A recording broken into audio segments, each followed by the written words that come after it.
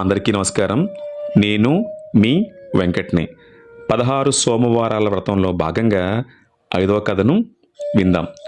సోమవార వ్రతం యొక్క మహత్యమును తెలుసుకున్న పార్వతీదేవి తాను పుత్రవియోగ బాధ నుంచి విముక్తురాలు కావటం కోసం ఈ వ్రతాన్ని ఆచరించారు.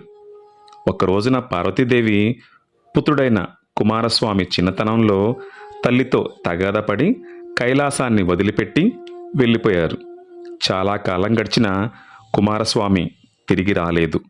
అప్పుడు పుత్రవియోగంతో జగన్మాత తలడిల్లిపోతుంది.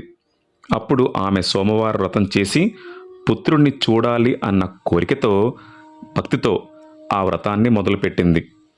ఆమె వ్రతం చేస్తుండగా కాలం గడుస్తున్న కొద్దీ కుమారస్వామికి తల్లిని చూడాలన్న కోరిక పెరుగుతూ ఉంది. పార్వతీదేవి ఏ ఆటంకాలు లేకుండా 16 సోమవారాలు పూర్తి చేసింది. 17వ సోమవారం కూడా పూజ చేసి ప్రసాదాన్ని తీసుకుంది.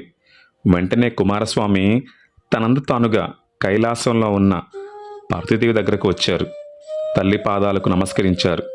అప్పుడు పార్వతీదేవి పుత్ర ప్రేమతో అతన్ని పైకి లేపి చాలా కాలం పుత్ర వియోగాన్ని అనుభవించి మళ్ళీ అతన్ని కలుసుకున్నందుకు సంతోషించారు.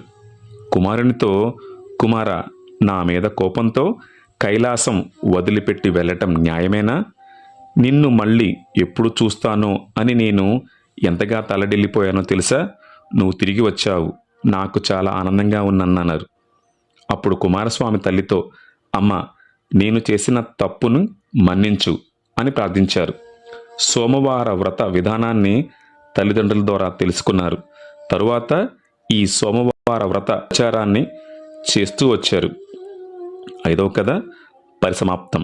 ఈ విధంగా సూత మహర్షి సైనకాది మహర్షులకు చెప్పారు. సర్వేజన సుఖినో భవంతు. శుభం భూయాత్తు. శంభో శంకర. హర హర హర హర మహాదేవ.